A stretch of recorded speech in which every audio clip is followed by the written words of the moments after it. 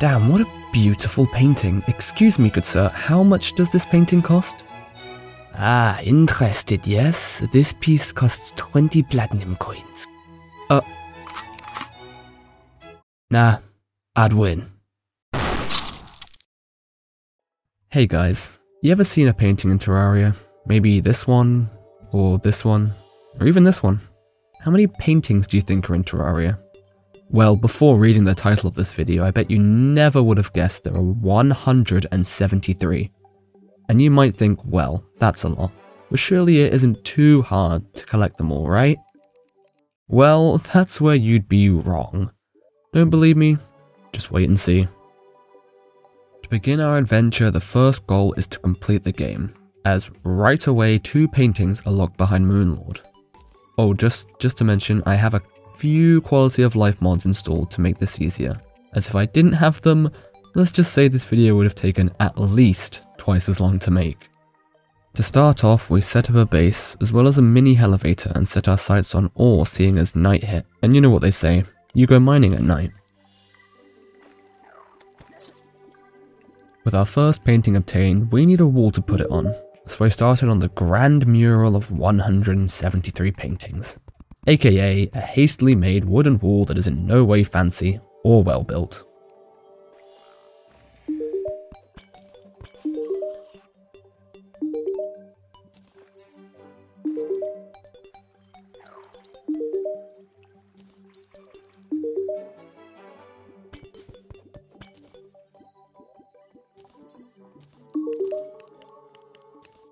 Returning to the surface, we crafted a hook and golden greaves. Why no chestplate, you ask? Well, that's because I wanted to have fun among the painting collecting, so we'll be playing Summoner during this video, which means we need a Flink's fur coat, hence no chestplate.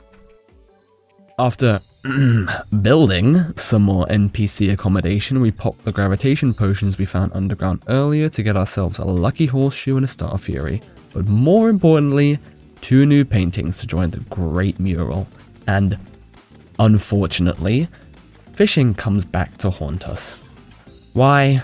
Well, there are a grand total of 8 paintings trapped behind completing fishing quests, so it is with great reluctance that I awaken the tumor that is the angler, as well as placing down our newly collected paintings.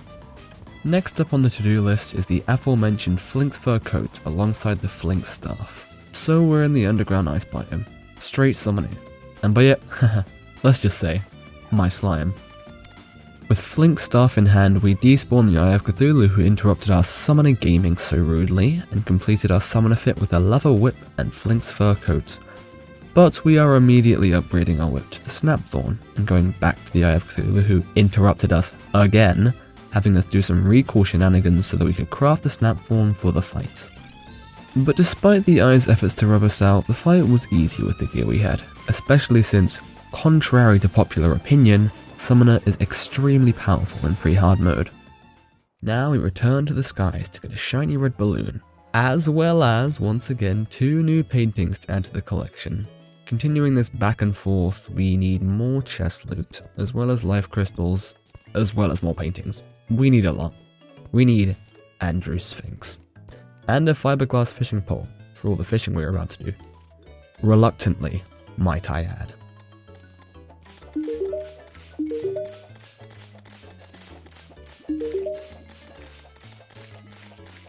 With the new paintings added to the collection, we have our first of many, many fishing quests, as well as the Brain of Cthulhu, which, once again, with the power of Summoner, is a breeze. Deathbringer pickaxe in hand, we put down a full elevator and descended into hell. Not only for a Hellforge and Hellstone, but for paintings, of course.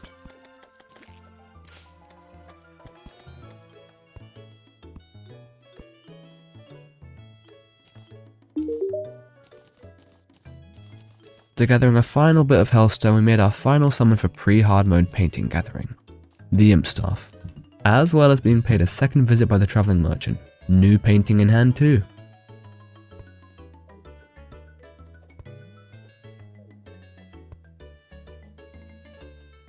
And then we died to Skeletron because, RNG, has not given us a cloud in a bottle yet.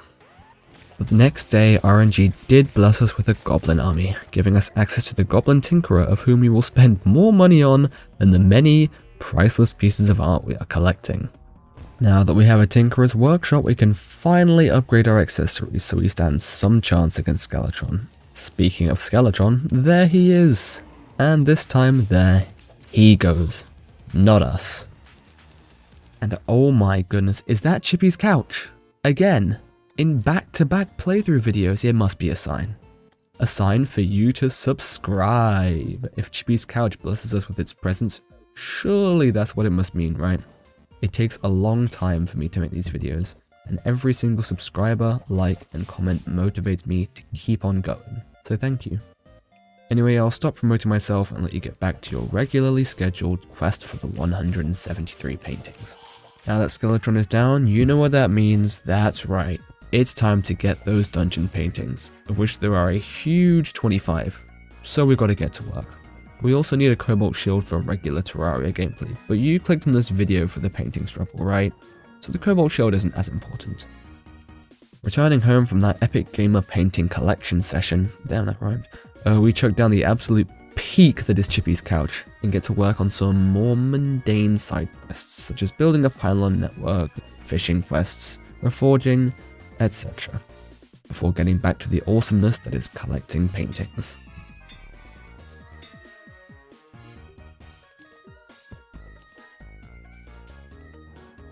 Oh, and if you wanted to know which painting is my favourite, it is 100% Eternal Darkness. Why, you ask? Well, that's because it's the back of a Yu-Gi-Oh card, which is a card game I love and still play to this day. Do you know what I hate? Knowing every second I'm not in hell that the demons are down there in their little houses having a grand old time. So let's stop that by crafting a double obsidian instabridge and destroying the infrastructure in a way equivalent to a magnitude 10 earthquake. It also makes painting collecting more convenient, so yeah. Couple more paintings here, a pylon there, and the time has arrived. It's time to collect all the fishing paintings. You'd think that 8 paintings wouldn't be too bad, right? As I'm scripting this, it'll probably be cut to make it look nicer, but alongside collecting those paintings, we also collected more paintings, these being the ones exclusive to Sky Islands, seeing as they're in Sky crates, as well as things like collecting 35 Oasis crates to try and get a Sandstorm bottle. So with that said,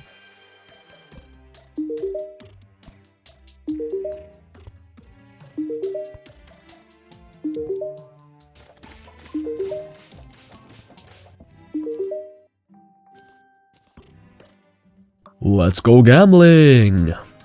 Dang it. Dang it. Dang it.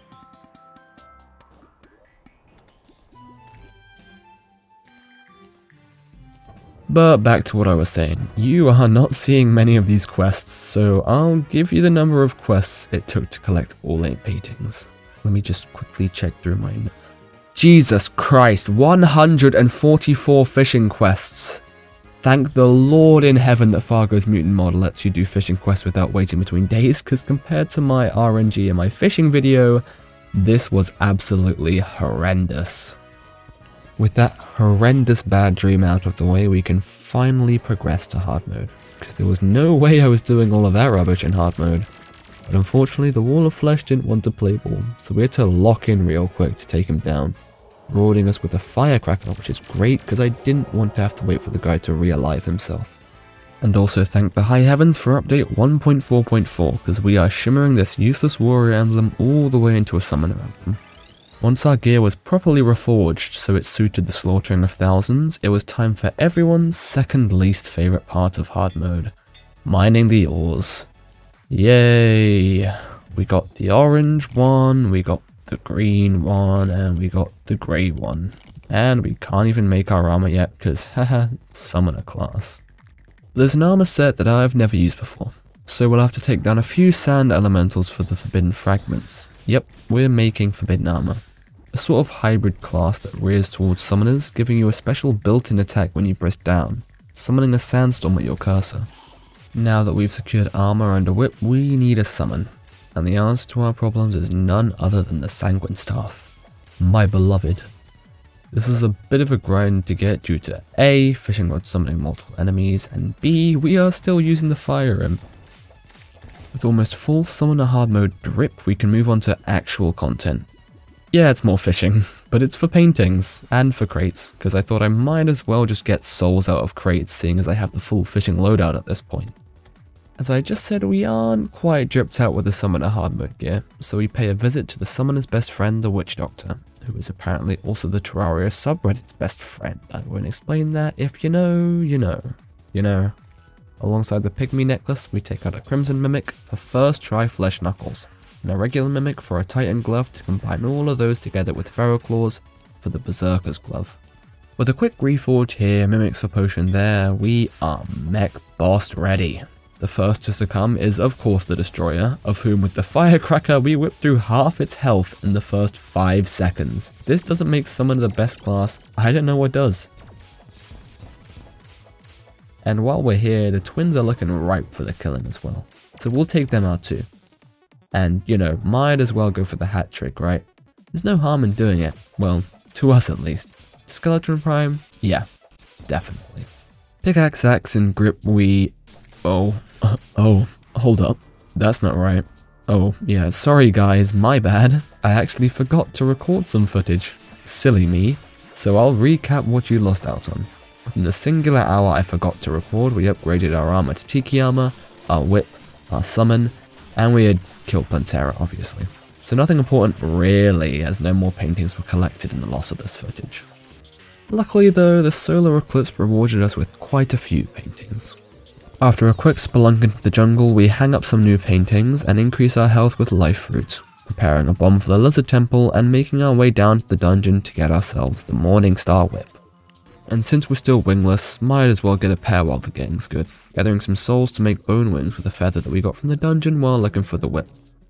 With all the preparations out of the way, we can finally head into the lizard temple to take down Golem. But way more importantly than that, to collect the singular painting. And yeah, just as everyone expected, Golem lived up to his title as the weakest boss in the game. Now it's all down to the final preparations, seeing as it's just the Cultist and Moonlord to go. So we prepare a sky bridge for later, and challenge the Empress of Light. I say challenge mainly because we died. A couple of times. I'm a bit rusty, okay? So we're gonna switch it up and go for Truffle Worms here and Duke Fishhorn instead, as well as getting some more life fruit and prepping the arena. But due to the fishing rods having multiple lures, we accidentally summoned 2 Duke Fishhorns, and I thought at the time it wouldn't be too hard, right? No, I was wrong. But after summoning just one, the fight was smooth sailings. Probably the best Duke Fishhorn fight I've ever done, especially since it was the first time I managed to do phase 3 without having to build a teleporter contraption. Now that we had him out fast enough to evade every seizure-inducing attack the Empress threw at us, it was a mere matter of time until the Kaleidoscope was ours. With all preparations made, it was time to take down the Lunatic Cultist, in which I'll promote my favourite class once more, is made really easy by the auto lock-on summons and wide hit range of whips. And of the 4 pillars, Stardust comes first, naturally. I want that Stardust Dragon Staff, and no one or intergalactic being is coming between it and me.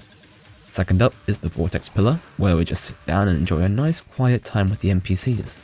Moving on to Solar Pillar, the most overrated pillar of them all. Like, calm down guys, it really is not that hard.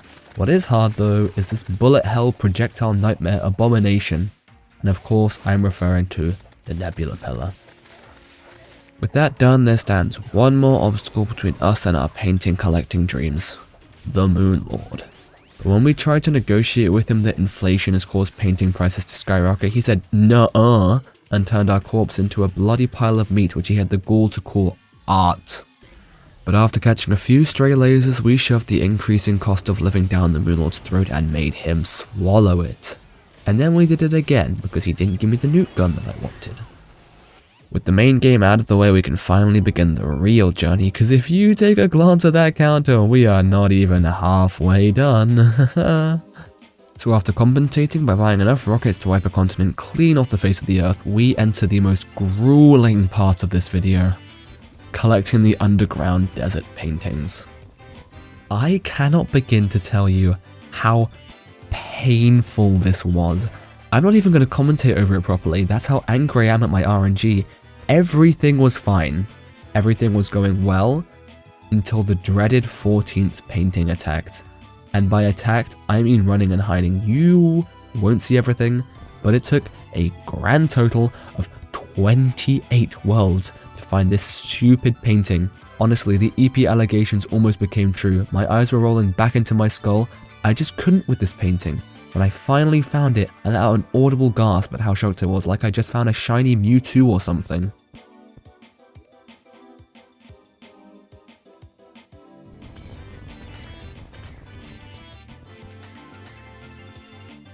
And if you can't tell yet, we're starting off with the paintings you need to find, and next up is the Warm Depths of Hell, which, unlike the desert, was very rewarding, giving us the final paintings we needed in a single world.